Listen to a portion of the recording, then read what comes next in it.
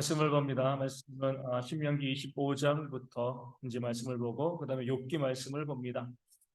우리 신명기 다음에 욥기를 보는 거 제가 해마다 설명하는데 왜 신명기 다음에 욥기를 보죠? 여호수아로 안 가고 그러니까 욥의 시대가 아마 이 구약의 족장들의 시대에 있기 때문에 그렇습니다. 그러니까 이제 우리 시가서를 욥기 시편, 잠언, 전도서, 아가서 이렇게 이제 성경은요 이제 시가서를 딱 묶어놓고 있는데 우리 순서대로 보면 욥이 살던 시대가 뭐 아브라함의 시대 또 이제 그 이 족장들의 시대 이런 시대였기 때문에 그렇게 말씀을 보면 훨씬 더 유익할 것 같아가지고 저희가 신명기까지 모세오경을 다 보고 난 다음에 저희가 이제 욥기의 말씀을 함께 보게 되어줍니다. 먼저 우리 신명기 말씀 25장 4절 말씀을 보도록 하겠습니다. 신명기 25장 4절 말씀입니다. 제가 말씀 읽어드립니다. 곡식 떠는 소에게 망을 씌우지 말지니라. 아멘. 곡식 떠는 소가 뭐예요? 거두는 게 아니라 이 곡식 이제 나닥을 놓고요. 이제 이 껍질을 벗기는 거죠. 소가 막 지나다니면서 밟게 되어지면 껍질이 벗겨지고 이제 알맹이가 나오게 되어지는 거예요. 그렇게 이제 이 주인을 위해서 곡식을 떠는 그런 소의 입에 물을요 망을 씌우지 말라는 거죠. 왜요? 일하다가 배고프잖아요, 그렇죠? 마땅히 그 수고를 하니까 아니 물론 사람이 먹을 곡식인 곡식이지만 그 사람이 먹을 곡식을 위해서 소가 이제 애쓰고 노력하는데 그 사람이 먹을 것 아까워가지고 내가 먹을 것 아까워가지고 그 소의 입에 망을 씌우면 뭐예요? 부당 노동 행위가 됩니다. 그렇죠? 예. 착취하는 거예요. 그렇죠? 야, 사람이 양심이 있어야지. 야, 소가 너희를 위해서 일해 주는데 먹으면 얼마나 먹겠느냐.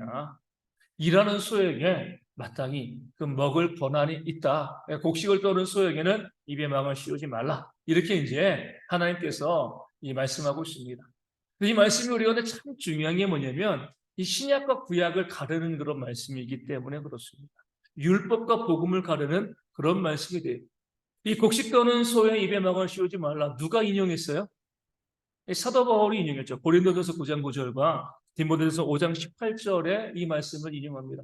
하나님께서 소들을 위해서만 그 말씀을 하셨겠느냐 이거죠. 구약에 있는 이 문자적인 말씀, 이 말씀의 원리가 무엇이냐? 일하는 자에게 삭슬 주는 것이 뭐예요? 마땅하다는 겁니다. 소가 곡식을 떨 때 비록 소지만 그 일을 수고하고 애썼기 때문에 그 소에게 그 곡식을 자기 마음껏 먹을 수 있는 그 권한이 있는 것처럼 우리가 살고 있는 세상에서도 이 교회 가운데서도 뭐예요? 수고하고 애쓰는 자들에게 그 마땅한 삭스를 주는 것이 당연하다. 하나님께서 어찌 소들만을 위해서 이야기하셨겠는가? 사도 바울은 뭐예요? 교회에서 일하고 있는 일꾼들을 위해서 이야기하고 있지만 교회뿐만이 아니죠. 우리가 살고 있는 세상도 마찬가지입니다. 우리가 잘 보셔야 돼요. 우리가 일하는 것에 대해서 정당한 가치를 주는 거기에 우리가 노력하셔야 됩니다. 내가 뭐 이제 내가 사업체를 운영하거나 뭐 자영업자가 아닌 이상은 뭐예요? 네, 직장에 있는 사람들에게 이 말씀이 참 좋은 말씀이죠. 우리 사장님이 나에게 이거밖에 안 줘. 잘못된 거야. 근데 만약에 믿는 자가 사장이라고 하면 어떻게 돼요? 과도하게 주라는 것이 아니라 그가 수고한 것만큼 납득할 수 있는 만큼 뭐예요? 그 사례를 주는 것이 마땅하다는 거죠. 그렇죠. 오늘 이제 참 가슴 아픈 뉴스가 있었습니다. 어떤 신축 이제 지명 이제 수도권에 신축 아파트에 이제 아파트를 막 짓고요. 아직 입주는 하지 않았어요. 그런데 그 아파트에서 도색 작업을 했던 하청업체 사장님이 이 비계라고 하잖아요. 그 이제 페인트 칠하고 뭐 청소할 때 이제 타고 이제 밧줄 타고 내려가는 거 거기 타고서 시위를 한 거예요. 시위. 근데 본인이 이 페인트하는 업체 사장이니까 아파트 도색 다 했는데 거기다가 글을 썼어요. 제발 돈 좀 줘라. 직원회사에서 돈을 안 준 거예요. 하청업체. 그 하청업체 그 사장님도 직원들에게 월급을 줘야 되는 거잖아요. 그렇죠? 돈을 안 주니까 오죽 답답했으면 목숨 걸고야 공중에 매달려가지고 그 페인트칠 다 한 데다가 자기가 페인트를 글자를 쓰면서 내려는 거예요. 제발 돈 좀 주라고. 마땅히 줘야 되는데 주지 아니한 이런 모습들이 이 사회 가운데 참 많이 있습니다.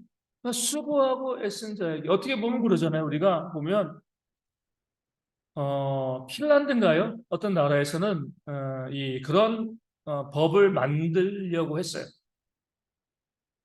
그 직장에서 가장 이 월급을 적게 받는 자와 가장 많이 받는 사람의 그 차이가 8배가 넘으면 안 된다 이런 거죠. 만약에 이제 말단 직원이 100만 원 받으면 뭐예요? 아무리 사장 일을 할지라도 800만 원까지 받는다는 거예요. 말단 직원이 200만 원 받으면 사장은요? 1600만 원. 그 이상은 받으면 안 돼.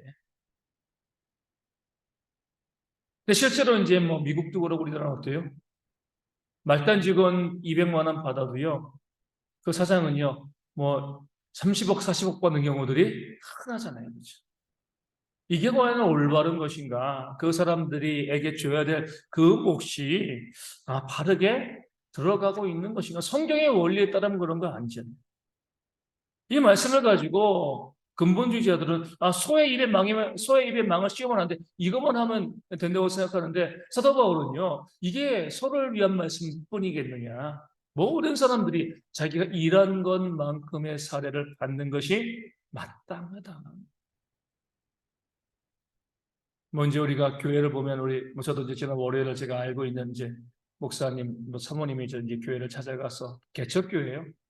한번 이제 이야기 나누고 이제 오고 그랬는데 뭐 그런 개척교회 같은 경우는 뭐 작은 교회는 교회에서 목회자들을 사례를 할 여력이 안 되죠, 그렇죠? 그러니까 그 교회에서 할 수 있는 뭐예요? 최선을 다하면 되는 겁니다. 근데 이제 가끔 가다 보면 우리 뭐 교단에서 목사님들 만나다 보면 이제 안타까운 그런 이제 이야기들을 듣는 거죠. 그러니까 부목사님 있는 교회들, 뭐 교회가 어느 정도 이제 이 여력이 있는 교회잖아요. 뭐 교역자들이 4명, 5명. 근데 교역자들이 4명, 5명 이렇게 있게 그러니까 교역자들을 교회에서 이 청교하에 헌신할 수 있게 하는 이 이유 중에 하나가 뭐냐면 가정이 있고 뭐 나이도 한 50 되어지고 한 20, 30년, 20년 이상 그렇게 목회한 그 부목사님들에게 그 교회가 주는 사례비가 월 180만 원이라는 살 수가 있나요, 서울에서? 못 살죠. 교회가 규모가 작아서 그거는 어쩔 수 없어요. 그렇죠? 뭐 교회가 재정에 한계가 있으니까. 그런데 이제 그 교회에서 보면 뭐 부목사를 여러 명 둘 수 있는 교회라고 하면 얼마든지 다른 것을 줄여서 그 교역자에게 뭐 세상에서도 그렇고 교회 안에서도 마땅히 그 수고하고 애쓴 것만큼 그렇게 사례를 하고 살 수 있도록 해줘야 되는데 그렇지 않는 경우들이 너무나 많이 있다는 거죠. 하나님의 말씀을 우리가 교회 안에서 시키지 않는 거예요. 곡식도는 소의 입에 망을 씌우지 말라라고 이야기하고 있잖아요. 그렇죠? 이게 마땅한 건데 사회에서도 그러고요. 우리 교회에서도 그러고 우리 안 주려고 웬만하면 적게 주려고 하다 보니까 이 조직이 또 사람들이 또 마음의 상처를 갖고요. 또 열심히 하지 않고 또 공동체가 온전히 세움받지 못하는 겁니다. 우리가 나중에 사업체를 하시면 내가 사람을 부려 쓴다라고 하면은요, 그 직원들에게 최대한 할 수 있는 그런 정당한 이 월급을 주는 것이요, 믿는 자들의 모습이어야 됩니다. 얼마나 많은 믿는 그리스도인들이 뭐 회장도 있고요, 사장도 있고, 얼마나 많이 있어요. 그런데 이런 것들이 잘 안 되거든요. 그러니까 교회가 세상에 영향력을 끼치지 못하는 겁니다. 믿는 자가 그렇게 어떤 이 사람을 부리는 입장 가운데 있게 되었을 때 이 말씀을 기억하셔야 돼요. 곡식 떠는 소의 입에 망을 씌우면 안 된다. 일하는 사람에게 최선을 다해서 그 일한 만큼의 그런 월급을 주고 또 사례를 하는 것이 하나님께서 원하시는 정의, 공의라는 사실을요. 오늘 말씀 우리 가운데 알려주고 있는 겁니다. 25장 18절 말씀 보겠습니다. 신명기 25장 18절 말씀입니다. 곧 그들이 너를 길에서 만나 내가 피곤할 때 내 뒤에 떨어진 약한 자들을 쫓고 하나님을 두려워하지 아니하였느니라. 아멘. 그들은 아말렉 족속이죠. 이스라엘 백성을 출애굽할 때 아말렉이 이 중간에 이스라엘 백성을 공격했습니다. 그때 어떤 일이 있어요? 모세가요? 기도할 때는 이기고 또 기도하지 못하면 지고 이런 일들이 있었죠. 그런데 이제 하나님께서 이 아말렉의 죄에 대해서 무엇이라고 이야기하냐면 그들이 하나님을 두려워하지 않는 죄를 지었다라고 이야기하면서 하나님을 두려워하지 않는 죄가 무엇인가? 18절에 뭐라고 했어요? 약한 자들을 치는 것. 약한 자들, 이 가난하고 또 소외받고 약한 자들을 비난하고 공격하고요. 그들을 정죄하고 한 그런 일들이 있으면 뭐예요? 하나님을 두려워하지 않는 거죠. 왜요? 그 약한 자를 누가 지으신 거예요? 하나님이 지으셨잖아요. 성경 말씀에 보면 우리 잠언에서도 그래요. 우리의 종을 학대하지 말라고요. 그 종도 하나님이 지으신 피조물이기 때문에 이게 주인과 똑같다는 거죠. 약한 자를 학대하고요. 약한 자를 괴롭히는 그런 일들이 있으면 이게 바로 하나님을 두려워하지 않는 겁니다. 지금 이제 사회적으로 요즘 이제 큰 이슈가 있잖아요. 저는 이제 뭐 기억이 나지 않지만 십몇 년 전에 우리 고등학교 3학년인 친구들이 이제 남자애들이죠. 열 몇 명이 이 중학생 이 장애인 여중생을 성폭행한 그런 사건이 있었다고요. 다들 그냥 이 좀 돈 좀 있는 집안이었던 것 같아요. 그래가지고 재판 과정도 다 비밀리에 하고요. 그리고 또 이제 나중에 뭐예요? 전과도 남지 않은 감옥에도 안 가고 그런 이제 어떤 무슨 뭐 지도받는 그런 이제 이 벌을 받고 그리고 이제 그 아이들이 이 기록이 남지 않으니까 학교 선생님한테 부탁해가지고 봉사상 받고 뭐 받고 해가지고 뭐 성균관대도 들어가고 그래서 지금 그 십몇 년 지났으니까 그렇게 장애인 여중생을 성폭행했던 이 나쁜 인간들 중에 하나는 지금 초등학교 교사로 있다 그러고 또 하나는 소방관으로 있다 그러는 거죠. 그렇죠. 어떻게 보면 이제 그 판사가 그런 나쁜 일들을 만든 거죠. 아니, 그 약한 자잖아요. 장애인 여중생이잖아요. 그렇죠. 뭐 장애인이 아니어도 괜찮지만 어찌되었건 약한 자들에게 이 폭력을 행한 그런 일이 있음에도 불구하고 거기에 대해서 판사가 그 폭력을 가한 이 성폭행을 한 거죠.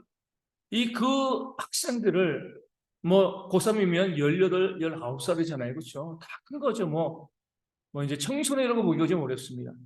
그런 가해자들을 보호해주고 그들이 나중에 국가기관의 공무원으로 교사로 또 이 소방관으로 일할 수 있게 해주는 것이 과연 올바른 것인가? 하나님은 단호히 아니라고 말씀합니다. 약한 자들을 치는 것은요 하나님을 두려워하지 않는 것. 차라리 강한 사람을 치셔야죠.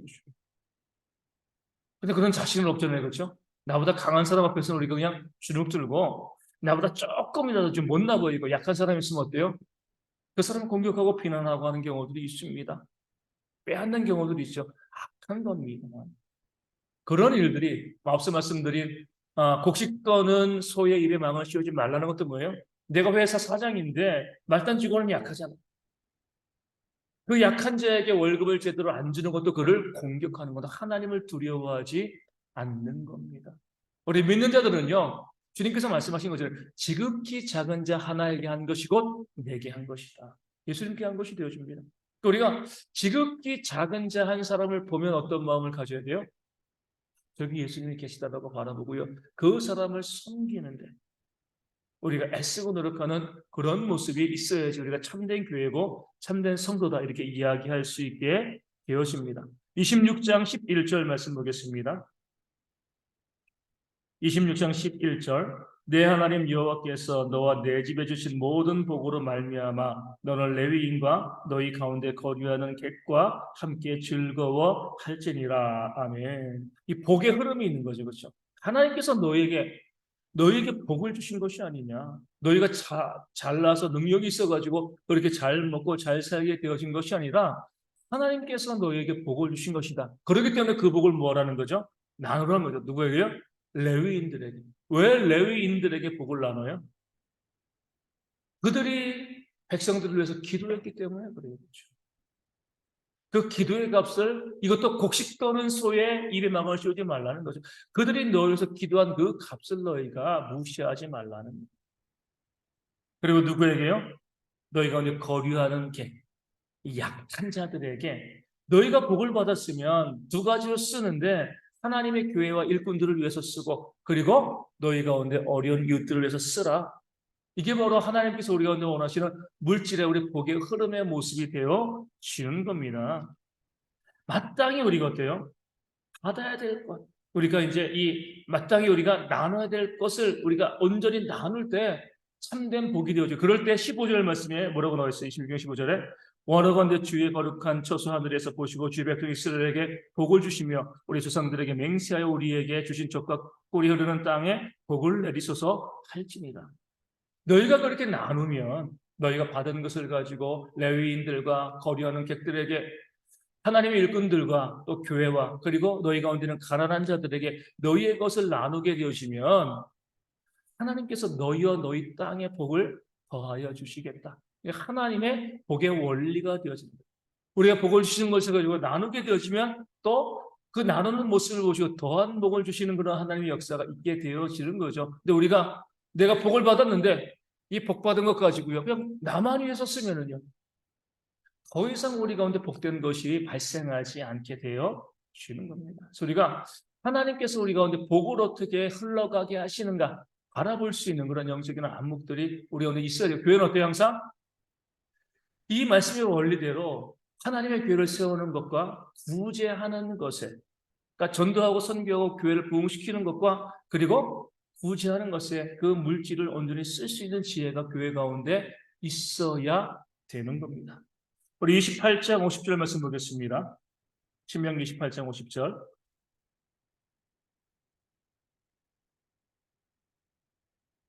그 용모가 흉악한 민족이라 노예를 보살피지 아니하며 유아를 불쌍히 여기지 아니하며. 아멘. 용모가 흉악하다 그랬는데 용모뿐만 아니라 그 성품도 흉악한 것이죠. 흉악한 민족, 하나님께 벌을 받기에 합당한 사람들이 누구예요? 첫 번째로 노인을 보살피지 않는 어른을 공경하지 않는 거죠. 그리고 두 번째는 뭐예요? 유아를 불쌍히 여기지 아니하는 사회적인 약자들이죠, 그렇죠? 가정도 마찬가지고 사회도 마찬가지고 교회도 마찬가지예요. 어른들을 공경하는 것과 아이들을 잘 보살피는 것이 뭐예요? 그 교회가 거룩하다는 증거가 되어지는 거예요. 어른들을 무시하고 아이 빨리 그냥 뭐 세상 떠나지 이런 마음 갖고요. 아이들을 함부로 대하고요. 이런 모습이 있게 되어지면요. 그 흉악한 겁니다. 하나님의 심판과 진노가 있게 되어요. 가정에서도 그래요. 부모를 잘 모시지 않는 그런 자녀. 그래서 자기의 자녀들을 무시하고 멸시하는 그런 부모. 하나님의 진노와 심판을 받게 되어 지는 겁니다. 우리가 교회가 성도가 마땅히요 어르신들을 공경하고요. 또 존중하게 여기고 또 우리 아이들을 어린 아이들을 잘 보살필 때 거기에 하나님이 주시는 그런 은혜와 복이 있게 되어짐을 말씀이 우리 가운데 알려주고 있습니다. 31장 17절과 18절 말씀 보겠습니다. 신명기 31장 17절과 18절 말씀. 내가 그들에게 진노하여 그들을 버리며 내 얼굴을 숨겨 그들에게 보이지 않게 할 것인지 그들이 삼킴을 당하여 허다한 재앙과 환난이 그들에게 임할 그때에 그들이 말하기를 이 재앙이 우리에게 내림은 우리 하나님이 우리 가운데 계시지 않은 까닭이 아니냐 할 것이라. 또 그들이 돌이켜 다른 신들을 따르는 모든 악행으로 말미암아 내가 그때에 반드시 내 얼굴을 숨기리라. 아멘. 하나님의 얼굴을 숨기신다, 외면하신다는 거죠. 백성을 돌아보시지 않는다는 거예요. 언제요? 우상 숭배하고요. 하나님을 떠날 때. 범죄했을 때. 당연히 하나님께서 얼굴을 숨기십니다. 보지 않으시는 거죠. 하나님의 얼굴이 있지 아니, 하나님께서 보시지 아니하시니까 그 삶에 무엇이 있어요? 고난과 어려움과 또 진노와 심판이 임하게 되어집니다. 그런데 내가 잘못해서 하나님이 나를 보시지 않고 그로 인해서 내 삶에 고난과 어려움이 있을 때 백성들이 뭐라고 이야기했다고요? 17절에 하나님이 우리 가운데 계시지 않는 거야. 내가 이렇게 힘들고 어려운 거 보니까 하나님이 어디 있어? 원인을 잘 모르는 거예요. 그렇죠? 하나님이 그 얼굴을 비치고 보시면 되는데 하나님으로 하여금 고개를 돌리게 만들었거든요. 그러니까 우리 가운데 복이 없는 거죠. 삶에 정말 이 고난과 어려움이 있습니다. 그런데도 뭐예요? 그것을 보고 하나님이 안 계셔. 이렇게 이야기하고 있는 거죠. 왜 재앙이 내 삶에 닥쳤는지를 보셔야 돼요. 물론 우리 그 뒤에 욥기를 보겠지만 욥처럼 내가 순전함에도 내 삶 가운데 어려움이 있을 수 있습니다. 그런데요, 중요한 것은요, 내가 순전하게 하나님을 잘 섬기는 가운데 내 삶에 어려움이 있잖아요. 욥과 같은 애들 보입니다. 그 사람도 하나님을 원망하지 않아요. 내가 바른 믿음을 가지고 주님을 섬기고 온전히 주님을 섬기는데 사도 바울처럼 욥처럼 그런 삶 가운데도 고난이 있게 되어지고 이런 사람들은요, 하나님이 없다라고 이야기하지 않고요, 하나님을 원망하지 않습니다. 하나님을 온전히 신뢰하고 믿으니까요. 그런데 내 죄로 인하여서 내가 하나님을 온전히 섬기지 못하고 말씀에 순종하지 못해서 내 삶에 고난과 어려움이 다가오는 사람들은요, 그 고난과 어려움이 있을 때 하나님을 원망합니다. 하나님이 어디서 이렇게 이야기하는 거죠. 가끔가다 이렇게 이야기합니다. 이제 많은 청년들이 그런 고민들을 많이 해요. 목사님, 저 집사님은요, 정말 하나님 잘 섬기는데 왜 이렇게 어려움이 많이 발생하죠? 가정에 어려움과 문제가 이렇게 많죠? 또 가난하고 물질의 복도 누리지 못하고 왜 하나님 잘 섬기는데 저렇게 어려움이 있어요? 뭔가 잘못된 거 아니에요? 그럼 저는 항상 이제 그 청년들이 이렇게 이제 다시 이제 요청을 하는 거죠. 정말 저분의 신앙이 좋고 그러니까 좋은데 그 삶에 고난과 어려움이 있다라고 하면 그분에게 가서 물어봐라. 그 고난과 어려움을 어떻게 느끼시는지에 대해서. 절대로 원망하지 않습니다. 우리가 보니까 그런 거죠. 그렇죠? 정말 온전한 신앙을 갖고 있는 사람들, 그러니까 온전한 신앙이 있어도 욥처럼 바울처럼 고난이 다가와요. 우리 삶 가운데 어려움이 있습니다. 하지만 그들은 원망하지 않아요. 그런데 내 삶의 죄악과 범죄함으로 이 고난을 겪는 사람들은요, 내가 잘못했음에도 불구하고 왜 하나님을 원망하고 불평하는 그런 모습을 보이게 되어지는 거죠. 이스라엘 백성들이 그랬습니다. 그러니까 고난에 있어가지고 정말 성숙한 신앙인은요, 내가 고난이 있을 때 어떤 경우로도 원망하지 않습니다.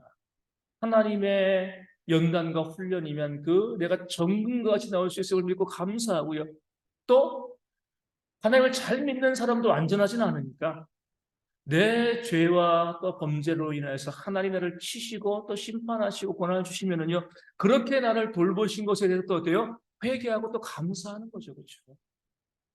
어찌되건 감사해요. 연단으로 인한 어려움이건 뇌 죄로 인한 하나님의 징계건 그것이 나를 향한 하나님의 사랑임을 알고요. 어찌되건 감사해요. 그런데 온전한 신앙을 갖고 있지 않으면 고난과 어려움이 다가올 때 원망하고 불평하죠. 그래서 우리가 다시 말씀드리지만 내 삶에 고난과 어려움이 다가왔다고 다 우리에게 유익한 것은 아니에요. 내 삶에 고난과 어려움이 다가왔을 때 감사하면 이것이 유익하게 되어집니다. 근데 내 삶에 고난과 어려움이 다가왔다고 해서 이것 가지고 원망하고 불평하면요, 더 큰 어려움과 문제를 경험할 수밖에 없습니다. 그런 우리가 신앙의 하나님의 원리를 깨달아 아는 지혜도 우리 가운데 있어야 됩니다. 우리 31장 21절 말씀 보겠습니다. 31장 21절. 그들이 수많은 재앙과 환난을 당할 때 그들의 자손이 부르짖기를 잊지 아니한 이 노래가 그들 앞에 증인처럼 되리라. 나는 내가 맹세한 땅으로 그들을 인도해 드리기 전 오늘 나는 그들이 생각하는 바를 아노라. 아멘. 하나님께서 다 아신다 그랬어요. 어떤 거요? 20절 말씀에 뭐라고 했어요? 먹고 배부르고 살찌면 돌이켜서 다른 신들을 섬기며 나를 멸시하여 내 언약을 어길 것을 나는 안다는 거예요. 이미 정해놓은 건 아니에요. 그렇죠? 하지만 하나님이 우리의 창조주로서 인간을 너무나 잘 아시니까 먹고 배부르고 살찌고 잘 되면 100이면 100 뭐예요? 하나님을 모른다고 하는 거죠. 아이, 목사님 저는 안 그래요. 그건 교만입니다. 그렇잖아요. 누구가 우리가 제가 지난주에 말씀드린 것처럼 우리 잠언에서 뭐라고 이야기해요? 나를 부하게도 가난하게도 말래. 내가 부하면 하나님이 어디 있느냐? 누구라도 그렇습니다. 솔로몬도 그 부 가운데 하나님을 모른다 또 우상을 숭배했고요. 다윗도 그 부함 가운데 바세바를 범하는 그런 죄를 범하였습니다. 그렇게 하나님의 마음에 합한 자이고 지혜의 왕인 그 다윗과 솔로몬도요. 그 삶이 구해지니까요, 죄악에 빠질 수밖에 없었습니다. 왜 하나님께서 우리에게 너희 일용할 양식으로 만족하고 너희에게 있는 일용할 양식 이상의 것을 교회를 위해서 또 가난한 자를 위해서 나누라. 왜 이렇게 말씀하시냐면 우리를 위해서. 하나님께서 우리가 부자로 살아가는 걸 원치 않으십니다. 부자로 살아가는 것은 내가 원하는 거죠. 하나님께서 원하시는 것이 아니에요. 왜냐하면 저도 그러고요. 우리 모두 부자로 살아가게 되어지면 온전한 믿음을 갖기가 어렵게 되어 있습니다. 그래서 우리가 그게 모든 인간, 그러니까 예외 없이 모든 인간들이 그렇게 되는 하나님께서 아신다고 하시잖아요. 그렇죠? 창조주 하나님께서 내가 너희를 만들어낸 너희가 죄악이 있기 때문에 너희가 살찌고 부하게 되어지면 나를 모른다 는 것을 내가 안다는 거예요. 그렇게 될 수밖에 없다는 겁니다. 그러기에 오늘 우리에게 일용할 양식을 주셨고 주님께서도 주기도문을 알려주신 것처럼 그것만 있으면 된다는 거예요. 일용할 양식 이상의 것이 있으면 뭐라고요? 하나님과 또 교회와 전도와 선교와 또 어려운 이웃을 서 기꺼이 나누는 그런 삶을 살아가야지 그게 내 영혼을 지키는 겁니다. 움켜쥐고 갖고 있으면 우리가 살고 있는 세상에서는 유익하죠. 유리하죠. 하지만 우리의 신앙은 점점 죽을 수밖에 없습니다. 그런 지혜가 우리 가운데 있어야 되는데 이 지혜에서 우리 이 땅에 있는 성도들이 실패하거든요. 너무 교만한 거예요. 나는 물질을 가지고 있으면서도 하나님 잘 섬길 수 있습니다. 이 교만이 우리를 무너뜨리는 겁니다. 이것이 교만이라는 사실을 알아야 돼요. 내가 가지고 있으면서도 하나님을 잘 섬길 수 있다. 이것이 교만이오라 아셔야 됩니다. 하나님께서 아노라라고 말씀하시잖아요. 나는 알아. 사람은 그럴 수가 없다. 이 사실을 성경은 말씀하고 실제로 우리가 살고 있는 사회에서 대형 교회들이 그런 모습을 보여주고 있잖아요. 좋은 모습으로 시작했지만 가지고 있게 되어지면서 다 부패하고요. 악한 모습으로 치우치게 되어집니다. 어쩔 수 없는 거죠. 하나님께서 아신다고 하는데 우리가 뭐라고 아니라고 이야기해요. 하나님을 대적하는 거예요. 맞습니다. 우리는 그런 사람입니다. 라고 고백하시고요.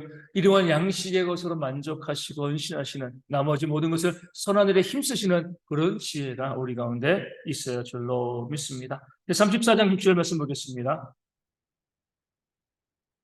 벳볼 맞은편 모압 땅에는 골짜기에 장사되었고 오늘까지 그의 묻힌 곳을 아는 자가 없느니라. 아멘. 누가 묻힌 거예요?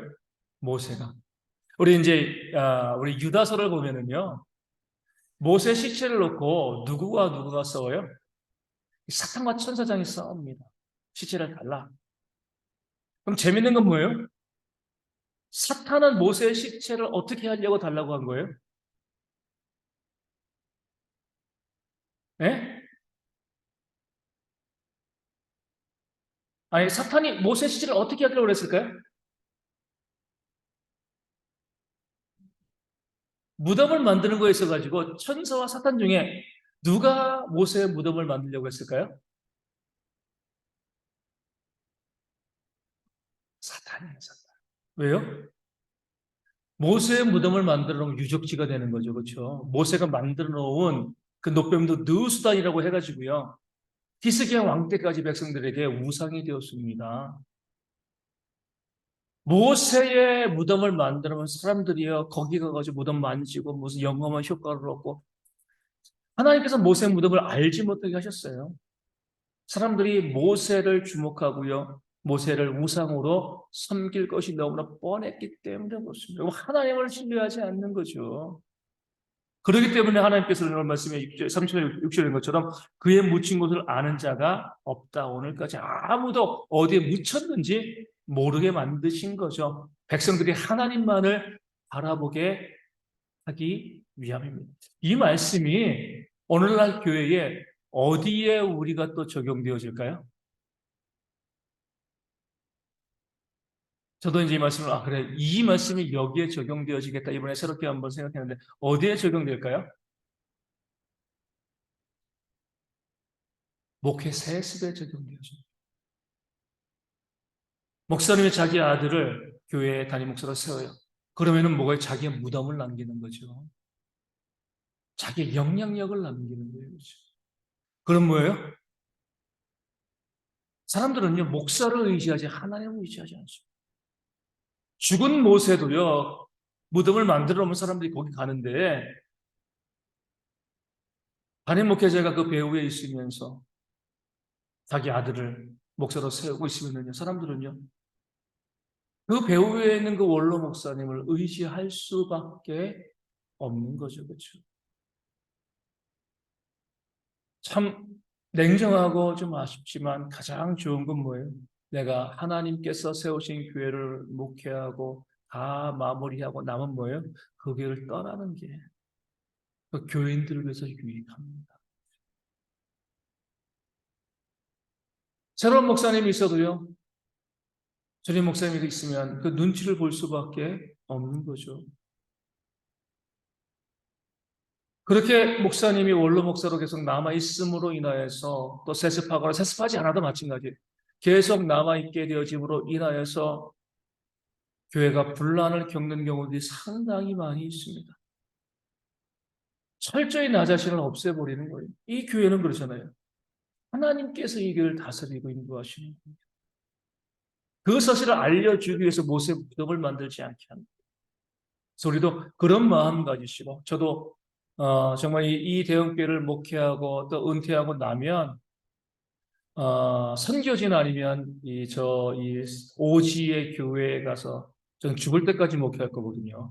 그래도 이제 우리 헌법이 있으니까 이 교회에서는 70세 이상은 제가 못하고 선교지나 또 이제 이 오지 교회 가가지고 제가 이제 목회를 죽을 때까지 하다가 목회하다가 죽을 생각을 가지고 있는데 어찌되었건 목회에서 내가 그 자리를 떠나게 되어지면은요 거기에 관여하지 않는 것이 그 성도들이 뭐야 하나님을 바라보게 되는 겁니다.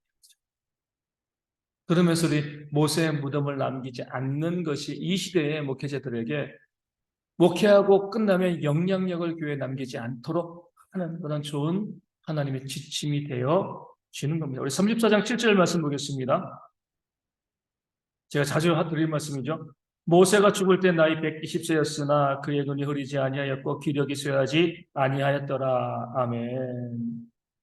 120세에 죽을 때 기력도 쇠하지 않고요. 눈도 흐리지 않았습니다. 왜요? 죽는 날까지 사역했기 때문에 그래요. 그렇죠? 하나님은 그냥 건강 주시지 않습니다. 하나님의 일을 하는 사람들에게 그 일을 할 수 있도록 건강을 주시는 거예요. 그렇죠? 그래서 우리가 저도 그러지만 우리 성도님들도 은퇴가 어디 있어요. 그렇죠? 뭐 교회 뭐 이제 헌법이 있으니까 우리도 그 아래에 있으니까 뭐 때가 되면 정년 은퇴도 하고 하지만 내가 은퇴했으니까 쉬어야지. 그것은요. 다른 말로 하면 하나님 저 이제 데려가서 이렇게 이야기하는 거랑 똑같아요. 하나님 저 병들게서 이렇게 이야기하는 거랑 똑같습니다. 죽도록 충성하는 거예요. 죽도록. 그렇죠? 내가 그 직에 없어도 내 교회 가운데 내가 무엇으로 헌신할 수 있을 것인가? 그래야지만 모세처럼 뭐예요? 건강 유지합니다. 그렇죠? 그래서 우리가 무엇이든지 하려고 애쓰셔야 돼요. 도전하셔야 됩니다. 하나님께서 우리에게 건강을 주시는 거죠. 우리 욥기 말씀으로 갑니다. 욥기 쭉 넘어가서 욥기 1장 9절 보겠습니다. 욥기 1장 9절 우리 구약성경 761면에 있습니다. 욥기 1장 9절 이 말씀을 읽어드리겠습니다. 사탄이 여호와께 대답하여 이르되 욥이 어찌 까닭 없이 하나님을 경외하리까. 아멘. 사탄이 하나님께서 욥이 어렵다라고 이야기하니까 뭐예요? 까닭이 있으니까 이게 아니땐 굴뚝에 연기 나겠습니까? 이렇게 하는 거죠. 하나님이 자식도 주시고 복도 주셨으니까 그가 여호와를 경외하는 건 아니겠습니까? 이렇게 이야기하는 세상의 관점이죠. 그렇죠? 근데 여기에 교회가 많이 물들어 있어요. 하나님께서 우리 가운데 무엇을 주셔야지만 뭐예요? 하나님을 찬송하고 감사해요. 그런데 진정한 감사는 뭐예요? 하나님께 감사하는 거예요. 하나님이 주신 것에 감사하는 게 아닙니다. 우리 하박국의 고백처럼 무화과 나무에 이 포도나무에 열매였고 잎이었고요. 그리고 우리의 성호와 소와 양이 없어도 난 여호와로 말미암아 여호와로 인하여서 기뻐하고 즐거워하는 것. 우리의 구원을 주셨잖아요. 일반 딸한테 이미 주셨습니다. 그렇죠?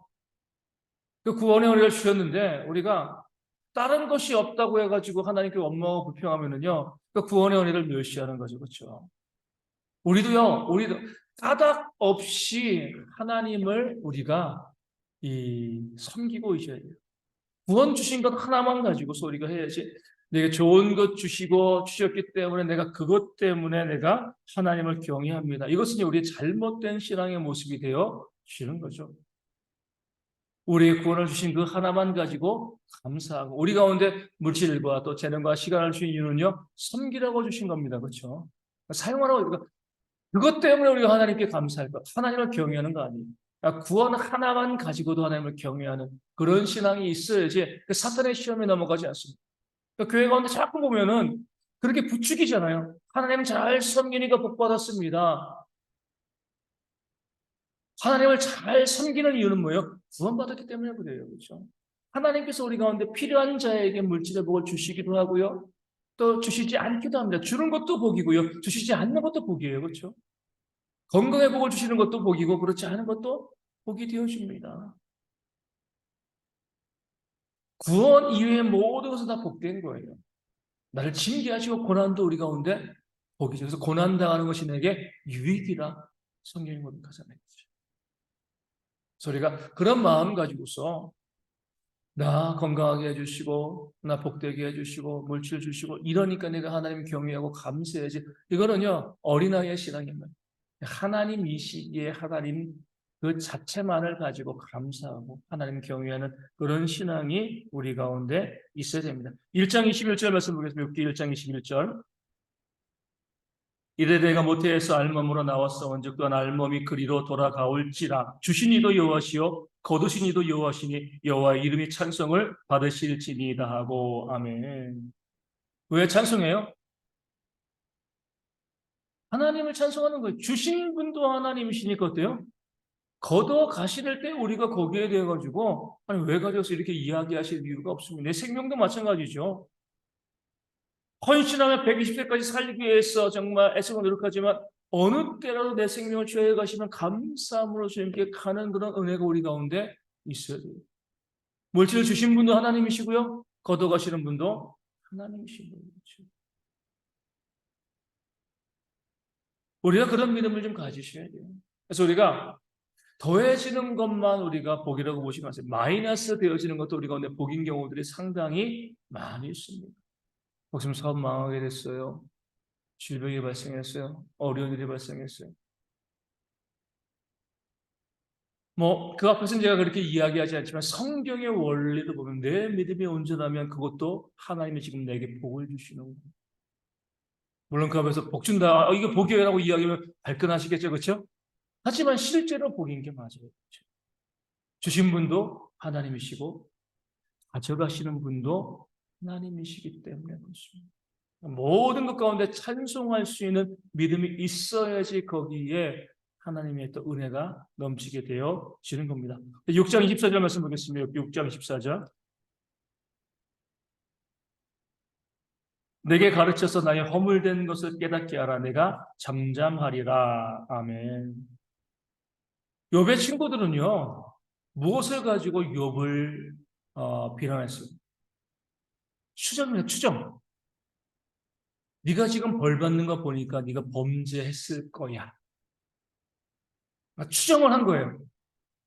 집사님 지금 삶에 어려움이 있는 거 보니까 뭔가 죄진 게 있으시죠? 점장애처럼 그죠? 추정하는 거. 그렇게 하지 말라는. 욥이 이야기합니다. 내게 가르쳐서 나의 허물된 것을 깨닫게 하라. 그러면 내가 잠잠하겠다. 실제적으로 조사해가지고 내가 잘못한 것을 가지고 이야기해야지. 그런 것을 너희가 발견하지도 못한 채 고난이 있고 어려움이 있으니까 분명히 네가 범죄했을 거야. 이렇게 이야기하지 말라는 겁니다. 우리도 그러시면 안 돼요. 자꾸 추정하지 마세요. 추정. 이럴 것 같아. 저럴 것 같아. 악한 겁니다. 그렇죠? 명확하게 사실을 알고 있는 것만 가지고 이야기하는. 내가 그 사실을 분명히 알고 그것을 확인하고 난 다음에 이야기해야지. 그런 것도 없이 무조건 내가 추정해서 이 사람은 이럴 것 같아. 이건 이럴 것 같아. 그렇게 이야기하다 보면 우리가 죄를 범하게 되어 지는 거죠. 그래서 우리가 욥이 이야기한 것처럼 얼마나 욥이 답답했겠어요. 니네들이 그렇게 이야기하는데 나는 그런 죄를 지은 적이 없어. 니들이 봤냐? 왜 추정해서 나에게 이야기하냐? 나로 하여금 인정하고 잠잠하게 만들기 위해서는 나를 깨우쳐, 나를 가르쳐 알게 하라. 내가 진짜 범죄한 것을 나에게 증거를 가지고 보여줘라. 그럼 내가 인정하겠다. 많은 가정과 교회와 사회 가운데 추정 때문에 이 관계가 깨어집니다. 이랬을 것 같아, 저랬을 것 같아. 저 모습 보니까 그게 정말 악한 거예요. 정확하게 내가 보고 확인하고요. 그러니까 본 것만 가지고 보조개요. 그것을 확인한 그런 과정이 있어야지 그 다음에 뭐예요? 우리가 이야기할 수 있습니다. 제가 이제 예전에 자주 말씀드리잖아요. 어떤 교회에서 어떤 목사님이 교회를 크게 부흥시켰어요. 근데 어느 날 이제 그 교회가 이제 부흥되고 성도들이 많아졌잖아요.